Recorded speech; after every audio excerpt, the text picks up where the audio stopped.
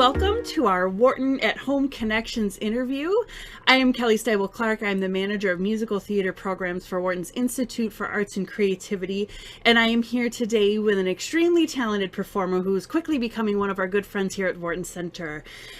She's been seen on Broadway as Princess Jasmine in Disney's Aladdin, a role which she also reprised in the first national tour and on London's West End, as well as Mamma Mia and In the Heights. So today I am very excited to welcome Courtney Reed. Courtney, thank you so much for joining me today. Thank you for that amazing intro. So Courtney, you've been part of Wharton's story here for the last, year and a half, almost 2 years. Joined us for a season announcement concert. You've worked with us on Take It From the Top. So like I said, it is lovely to have you in our company and as part of our, outreach and an engagement series right now, since we're working in this virtual world. I know, so your performing career has taken you far and wide, and I know that during the pandemic, you've also been moving around a little bit. So what have you been up to in these past, 10 months now or so since everything shut down? Oh gosh, is it 10 months already? I think we're getting close to it. I mean, remember those days when we thought, oh, this is going to be a couple weeks, a couple months, and 10 months later. Yeah, I mean, I had to pivot in a way. I mean, I think everyone has had to pivot in a way, and especially we performers, because all of our, especially we live performers, we do our performances for live people in the audience. So how are they going to bring that back? So what I've been doing is I've been teaching a lot, which has been incredible, because I realized that the more I teach, the more I learn. And, you just pick up a lot of things that you didn't even think about before by watching students and having them go through these breakthroughs while you're teaching them virtually, which is kind of incredible. And then I've been able to do some virtual concerts with Broadway Princess Party. And that is a concert series that has been going on for many years and kind of started as this 54 Below show and then sort of blew up. And that originated with Benjamin Rahala, our musical director, Laura Osnes, the original Cinderella, Susan Egan, the original Belle in Beauty and the Beast, and also the voice of Megara in Disney's animated film, and me, of course. And so we have these OG, what they call the OG posse princesses, going around the country and lighting up homes, and bringing the folks back to the nostalgic sort of Disney classic tunes. And so it's been so fun. But we've been able to do some virtual concerts, which has been really great. We partnered with Airbnb, and hopefully, we did a 54 Below holiday show actually just recently, which was really fun. But I think people have been really good at being able to bring, for virtual concerts, the folks together in a very safe way, which is incredible and amazing. And I hope that we can continue to do that. Now, with the Princess Party, were you with any of the other actresses, or were you all separate as well, working together? Well, actually, we were together. What we did was the first concert that we did, which was our very first virtual concert, which we partnered with Airbnb. Susan Egan lives in Nashville, and she has this giant home. And so she invited us to Nashville to quarantine all together. So what we did was we landed, some of us when we drove. So for instance, I drove to Nashville, so I was able to test at home and get a negative COVID test. And then so we all had to present each other with these negative COVID tests. And then we quarantined for 2 weeks. We rehearsed our show. We did our live Airbnb performance, and it went really well. I mean, for us to not be able to perform together was, for so long, was such an emotional experience. When we as performers are taken away from what we do and what we love, being live with each other, even though there wasn't an audience, was, it's just a constant reminder that live theater, there's nothing like it. And so you were your own princess pod. Totally.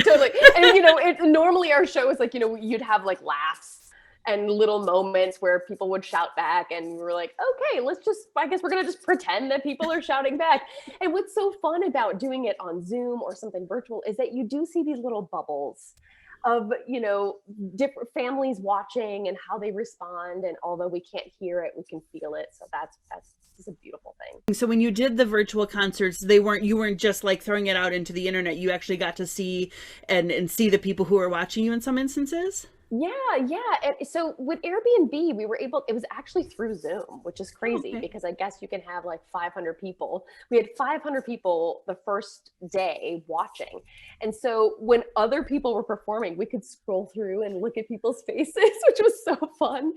And then when we did our 54 Below show, that was all pre taped. Okay. But when they released it, we were able to chat live with in a virtual chat room to see people's responses. And so it was kind of fun. People were saying, things about costumes and songs and new things. And we were able to chat with them and see their reactions as they were watching it, I guess, live, but it's Mhm. really just watching the release of it kind of.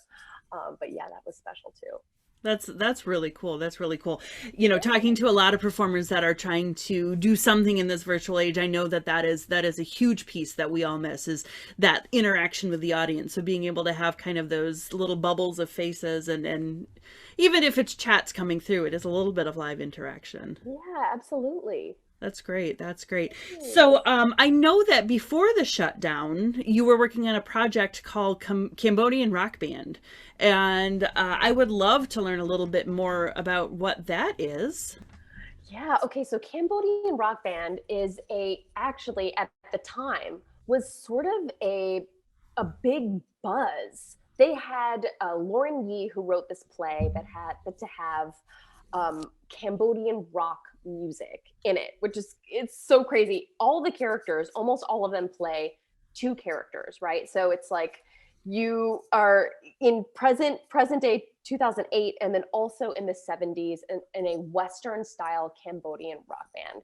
And so for me, I didn't have to play any instruments in the band, but my instrument was my voice. So I was the lead singer, and then the other actors were also performers, and then in the band playing instruments. So I mean, this cast was supremely talented, and they had actually Lauren Yee had produced this play in 2019. It was the most produced play in the United States in 2019. It had played La Jolla, Oregon Shakespeare Festival, and many other Chicago Victory Gardens had played many other venues before bringing it to Chicago.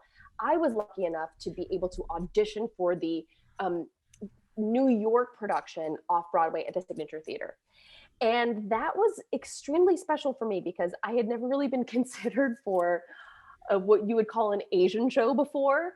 In my community, they say Asian show, a full Asian company, and because that's what my heritage was, I felt so honored to be a part of something that was close to my Southeast Asian heritage. So that was a really beautiful experience, and we were cut short due to the pandemic. We were when we first opened and even previews, we were selling out and there was a line going around the Signature Theater for any cancellations. And then once COVID hit, we just started seeing empty seats, and then a couple weeks later we had our last performance and we didn't even know. I mean, the same with so many of the shows that were playing at the time. Yeah. Now, is there hopes that that will come back, or did the run actually end? So the run was supposed to end in April, and then we ended Okay. up closing probably 3 weeks early, perhaps maybe 3 weeks early. Hmm. And they had plans. I don't know if it had plans to go to Broadway. I mean, that would be the ideal. But it is actually announced that they're going to be doing the Mark Taper in Los Angeles Oh. and I think Berkeley Rep. So they have, venues set for the next year whenever COVID lifts. But I know the show has a future. We were able to record an original cast recording when we were in New York before the pandemic hit. It must have been a week prior. I mean, if we only knew that we were, going to be shutting down in a week. Uh, wow, just to think back on those times is pretty crazy.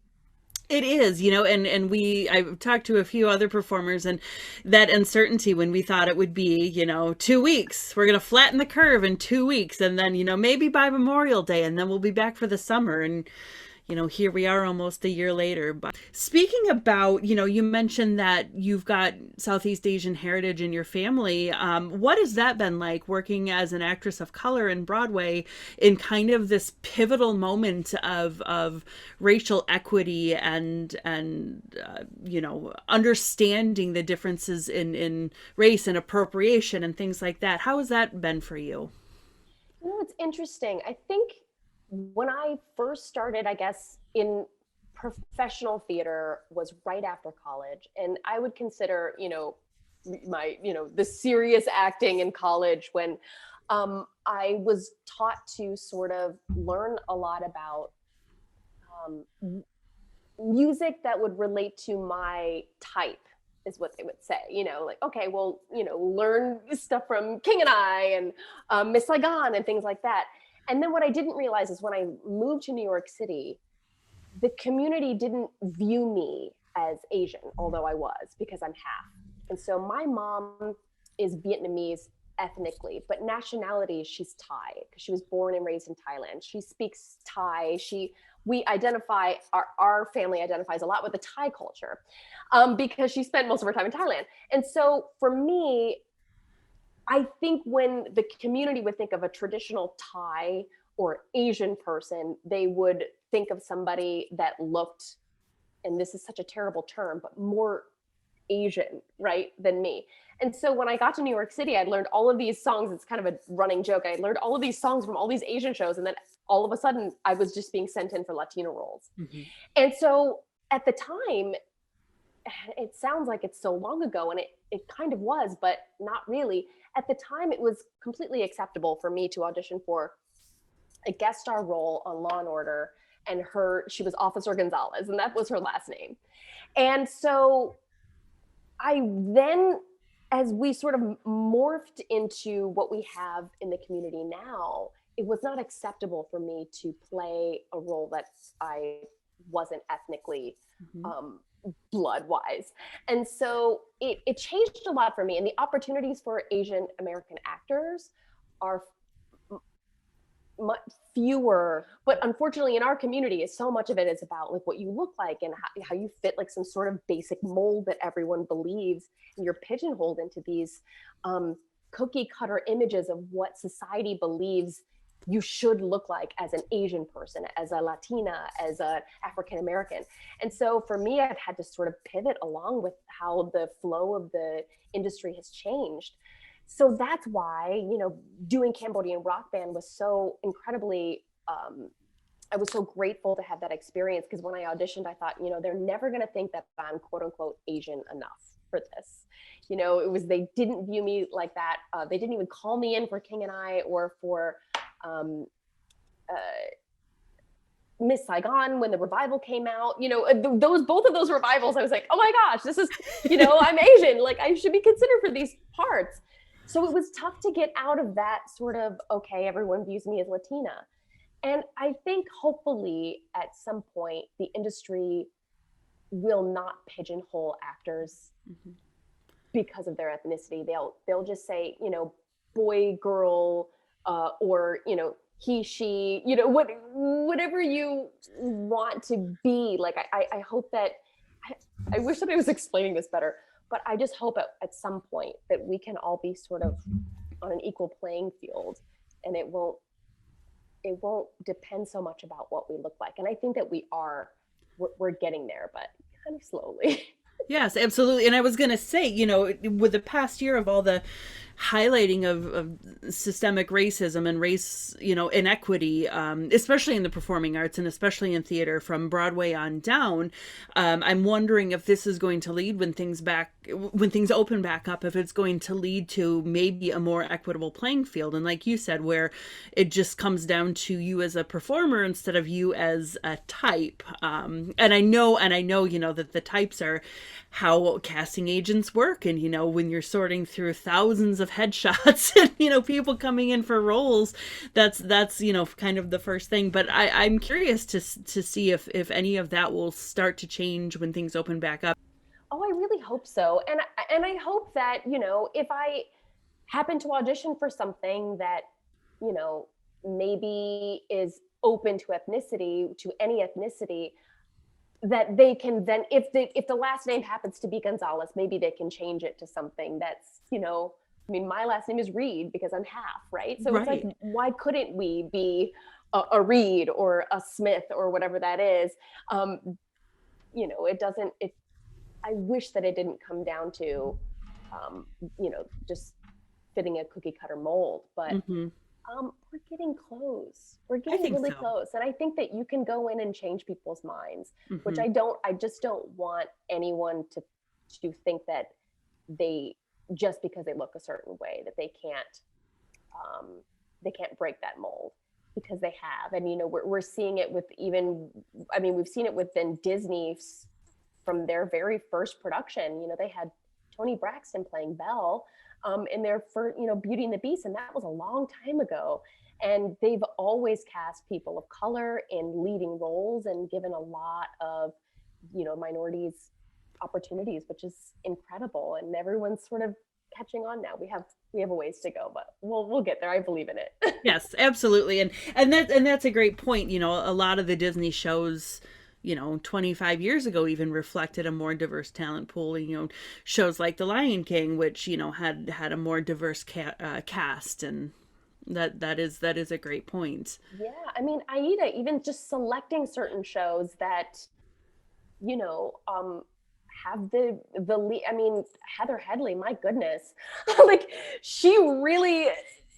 I mean, Aida is just a perfect example of choosing. It starts from the top, right? The producers have to Hmm. choose what they want to um, put out there, and Aida's was a strong choice. Yeah. Yeah.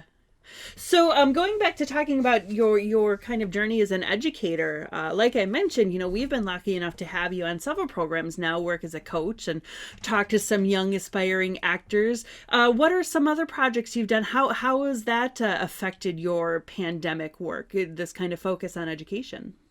Yeah, well, I've been doing a lot of one-on-one coaching, which has been incredible. Sort of a lot of it's been breaking down the song, and uh, I think being able to tell a story through song, and that has been my always been one of my favorite master classes or coachings. But I recently will be working with some students from OSHA, Orange County School of the Arts, virtually as well. So that's incredible. I think that in a non-pandemic world, you'd have to be there in person, right? And it's difficult to be at several places at once. You can't just fly across the country and be, you can't be two places at once. And now I'm able to, uh, you know, work with students that are, I've taught master classes with students from Australia, from China, from Japan, all over, from Peru. I have a girl that coaches with me quite often. We actually did a really fun sing along together. I mean, there's always something that you can do in order to continue educating. And if a sing along is still bringing you joy and happiness, and hey, I'm all for that. But really being able to one-on-one coach and see some of my regular students, even on a weekly basis, grow from 8 months ago till now, when we first started working together, it's just so incredibly rewarding.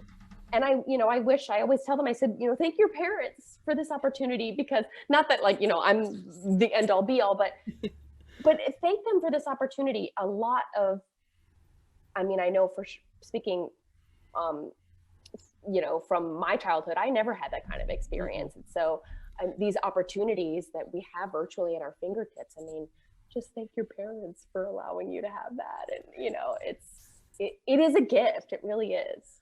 Absolutely. And I think back, my own studies as a singer when I was in undergrad and graduate school, we would get maybe one guest artist every couple of years. I went to state schools, so it wasn't, the top conservatories. And so the opportunity to have, Broadway stars just come in and chat and work, what a great opportunity. And what I love too is how adaptable and, welcoming and easy to please these kids are these days. Like, man, they just roll with it, and they've got the technology and they know how to do it. So it's been fun, watching you work with our Take It From the Top kids and then some other high schoolers in Michigan. It's been fun to watch that interaction as well and see those kids just kind of warm up and come alive on a computer screen. Oh, it's so fun. And you know what? There is sort of this kind of, it's not hiding behind a computer screen, but you do have a little bit more freedom to feel like you can expose yourself in a way that you might not in real life. Like you might feel like, I don't want to be the first one to go, but maybe if I'm a tiny little box on a screen, I can go first. It's okay. And, kids these days, I swear, they know all about technology. I feel like so old. They know how to work every little gadget, and they're totally fine with pivoting in that way. And so, I just admire them so much. And it's just so many eager faces and people really wanting to learn. And I think when you're cooped up in your house all day, this is a really amazing, incredible outlet for you to still be learning. And then, instead of just like sitting in your house being like, I can't go outside, I can't do anything. Yeah. So, as a performer yourself, how do you feel working for a camera or, a phone or a laptop or whatever it is versus working in person? It's interesting that you mentioned that some students, just feel much more comfortable and kind of emboldened to perform by themselves to a screen. I know that some have a bigger problem if there's not another person, or an audience to kind of give them that real life feedback. How is that for you as a performer?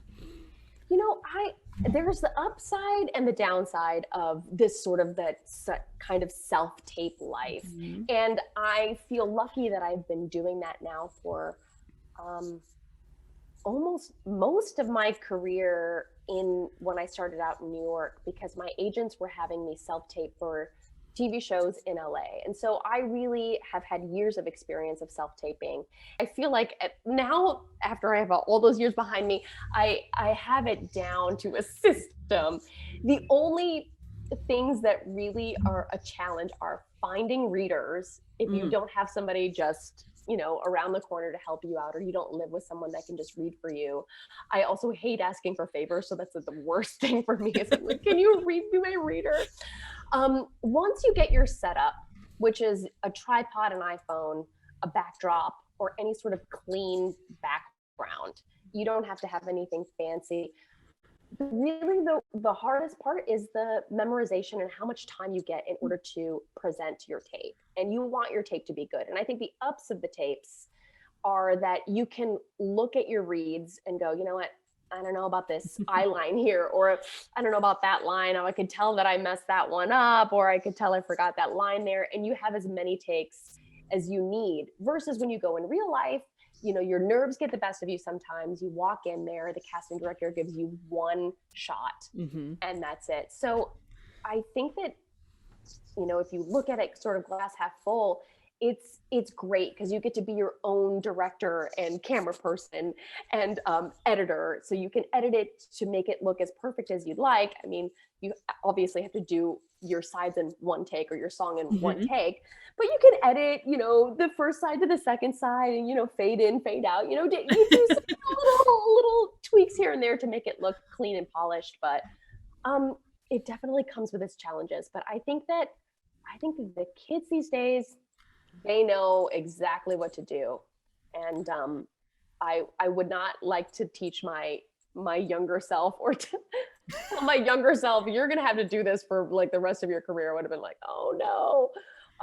Thank goodness I've had that experience already for many moons now. Yeah. That's a really good point, because I think the switch to virtual has thrown a lot of us. And do you find yourself now that this has been a part of your career for a while, but having that opportunity to kind of watch your takes, watch your readings, do you find yourself being more critical, or do you find yourself having the opportunity to watch and be like, no, that's a good representation of who I am, versus like, I'm going to do it 30 times because I've got to get it perfect? Like, how does that play into your own kind of self process? Yeah, well, I think it's helped a lot to sort of watch my playbacks. I guess you never would have that opportunity to watch watch your tapes if you went into a casting director. And for the most part, I've been self-taping for television more so than anything else. For musical theater, I guess I was auditioning for things when I lived in LA, and I was singing on camera for any productions in New York. And actually, that's how I booked Cambodian Rock Band. It was all through self-tape, and then we had a literal like Skype sort of FaceTime callback, and that was how I got the job. So, you know, I'm pretty sure that's what they're doing across the board now. So it's possible to book through self-tapes, but I've learned a lot just from, okay, this is my best angle, so let me play this angle. Okay, great. Okay, I know the lighting is going to be best here. So you have to constantly look at, okay, how you look, and then your reads. I used to spend all day on self-tapes, and then I realized, you know what? I might spend half the day or the entire day on this one tape and pick like my second take, you know? And so I thought, okay, I'm not going to get any better if I just continue hounding the same side. I think a lot of times you go with your initial instinct, and as long as you are telling the story, you're being truthful and honest, you're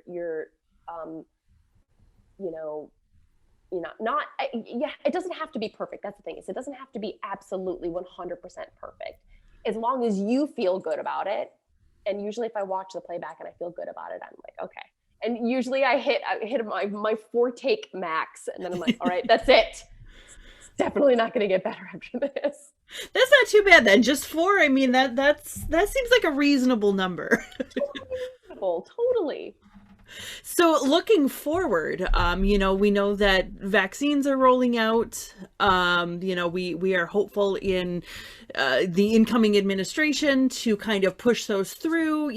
We've heard Dr. Fauci said that, he's hopeful that theaters will be back open in the fall. Wouldn't that be amazing?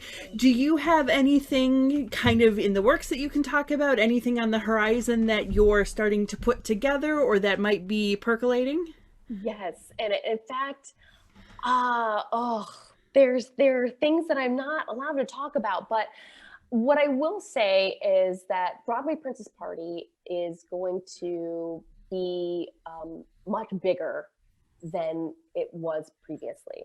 So that is going to be something that is taking off and has big plans, and it's all locked in. We just can't wait for the announcement. So right. That's going to be really fun and exciting. And I'm anticipating, I've heard rumors that, Broadway might be later on, and maybe out of town stuff is going to be popping up a little bit sooner. I'm starting to notice, at least when it gets warm in the warmer cities, a lot of venues are doing socially distanced outdoor seating, which is really cool. There's tons of gorgeous outdoor venues for concert series and things like that. I think that those, I'm not sure, but I'm assuming that those might pop up sooner.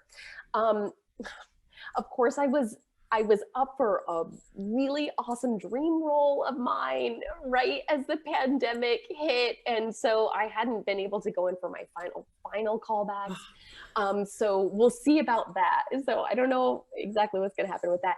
And then, of course, Cambodian Rock Band is always on the table. So if I'd like to play them Mark Taper, that would be super fun. And yeah, so there was also a really awesome play that is going to be at MCC. I'm not sure when that's happening.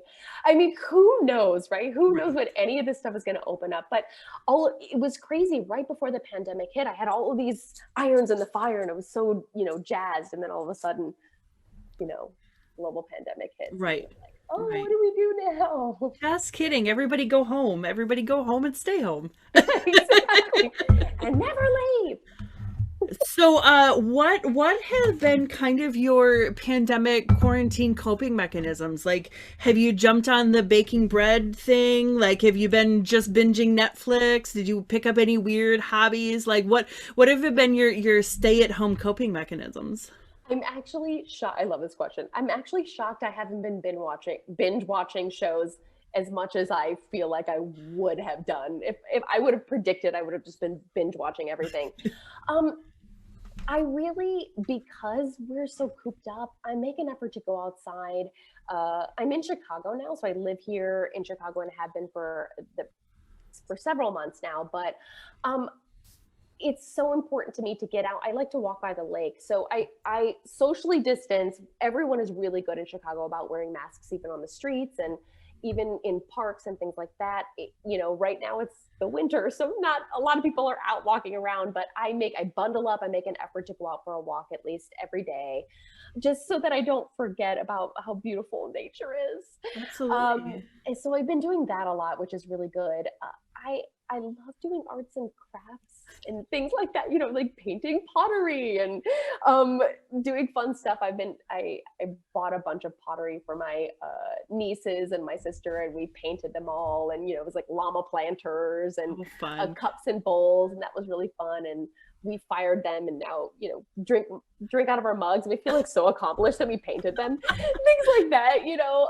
But it's been really fun. I've just moved into this place, and so I've been furnishing it and feeling like I have time to, organize all my makeup and my, all the things that you need as an actor, Mm-hmm. all my clothes. And so, but I've been having fun doing that. I haven't taken up the baking of the bread yet, but I did for Christmas get an Instapot. So I'm excited about Ooh. doing some Instapot recipes. Very nice, very nice. Yeah, I was gonna say, and our upper Midwest winters here are not easy, and in Chicago particular, that is not an easy winter. So good for you for doing it and not just hiding inside, because that's not an easy task. Oh my gosh, thank you. Yeah, it takes like a lot of effort. Like hat, scarf, long underwear, jeans, vests, like everything.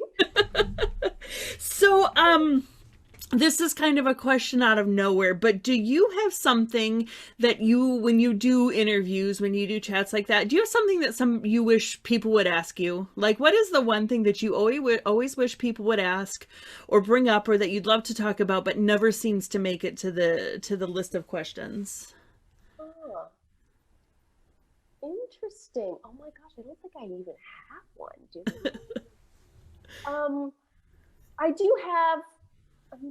People sometimes they do ask me this a lot, but if I'm not asked in an interview, I like to just remind anyone who is aspiring to be a performer in any way. I wish that people would have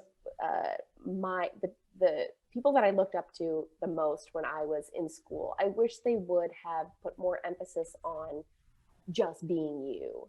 And I think that just helps in life as well. I think because of the media, and I did grow up with social media really not until I guess I joined Facebook in college, which is kind of crazy to think about.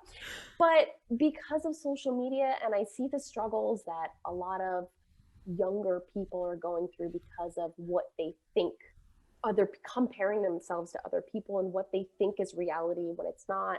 Even when looking at a magazine, when I used to, love reading Cosmo and things like that, I would think, wow, this is what people, this is what these celebrities wake up and look like. But they don't. There's a lot of editing involved in there, and Instagram versus reality, that kind of joke is true. And it's not everyone is out there so excited and so happy and have these perfect lives and look perfect and wonderful every second of the day.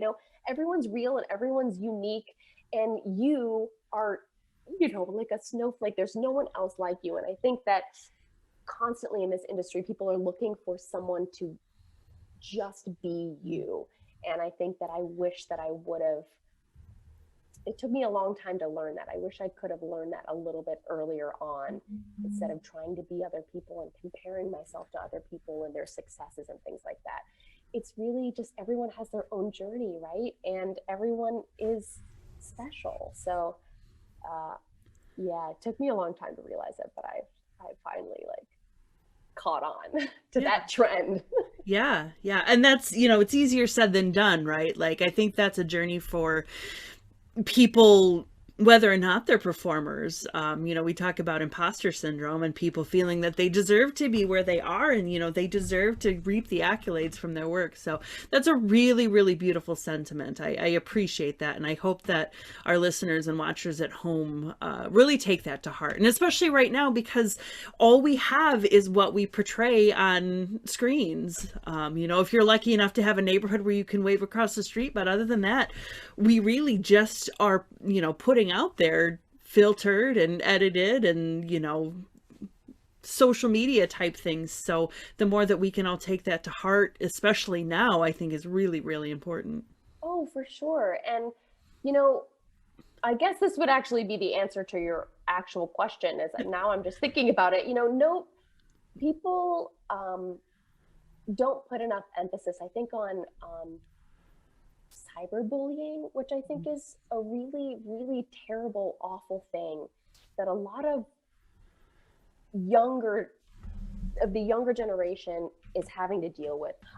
But I can't even imagine going to high school and seeing people cyberbully you or posting a photo on Instagram. And I've had my own cyberbullying experiences through, originating a role that everyone thought was, supposed to be or look a certain way. And that is really tough. And I think you have to have a thick skin. And that's what everyone says. You have to have a thick skin. You have to have a thick skin.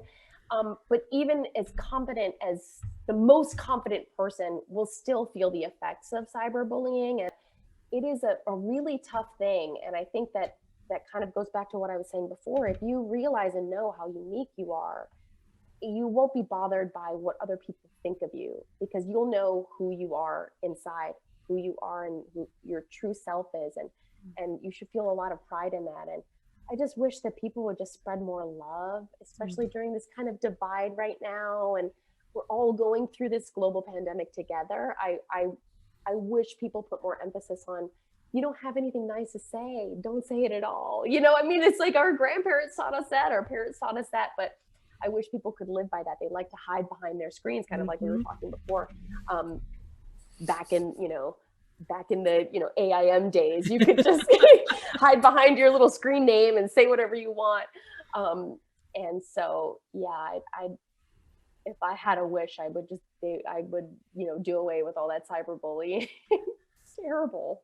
Absolutely. Absolutely. Yeah. That's a wonderful thought to have right now in the world that we live in, is, we don't need any more of that divide and hatred and mean spirit to be spread around. Correct. Yeah. All you need is love, right? All you need is love. Exactly. All you need is love. So at Wharton Center, part of our brand is we keep art at the center of all we do. We're a performing arts center, so everything we do is focused around art. So to kind of send us off here, what are you doing like right now these days to keep art in the center of your day? Like, who are you listening to? Anybody great you're reading? Any great, any other artists you're kind of feeling inspired by these days? Ooh, well, I was completely inspired by Queen's Gambit to start learning chess. That's for sure. I'm like, I need to learn how to play chess because of watching Queen's Gambit. I mean, that was such a beautiful show. As far as like artists go, I love just listening to music and singing along. That's kind of how I continue my vocal practices. It's so funny. I think people would always say, well, how do you warm up before a show? And I said, I turn on the radio or I turn on my favorite artist and I sing along, and that really gets me in the mood and it makes me feel jazzed about the day. And so I'm constantly keeping up with all of the new music, even though some of it is not so great. But I keep up with all of the current music. And I'm actually reading a book called Flying Tiger Ace, which is about my great uncle. So that is really cool. It takes place, and it's not an autobiography, but it's a story about my great uncle. And he was a flying tiger in the war. And I don't know if you know what the flying tigers are, but it's okay. I'm like, look it up. You can look it up on Google. But yeah, I've been reading that. And so, yeah, and that's how I'm keeping up. And then of course, just teaching a lot, which has been so fun. So I do feel like I'm still performing, even if it's just in the shower. I'm so performing. I'm keeping up with my skills. So hopefully I won't, the next time I sing at the Broadway Princess Party, won't be, knocking away the cobwebs in there. Right. Very, very, very nice. Well, Courtney, I am so, so very grateful that you took some time out of your afternoon to talk with us here. And again, it's just been a real joy interacting with you over the past couple of years. We're so happy to have you, in a wide variety of projects now. Wish you all the best. So thankful. And, hope that all of those little irons in the fire go well for you. And that, as we start to slowly and surely come back, that your, career continues to travel on, because what a great trajectory you're on right now. Oh my gosh, thank you. I'm, as the kids would say, #honored. Thank you, Courtney. Thank you. A big thank you again to Courtney Reed for joining me on this Wharton at Home Connections interview. And a special thank you to MSU Federal Credit Union for their continued support of our Wharton at Home series, as well as the Wharton Center in general. A reminder to make sure that you follow us on social media or join our e-club at whartoncenter.com to stay up to date on all of the creative ways we're staying in touch while the theater is dark. Remember that this is only our intermission. Our Act 2 will be here sooner rather than later, we hope. And keep art at the center of your day. Thanks so much.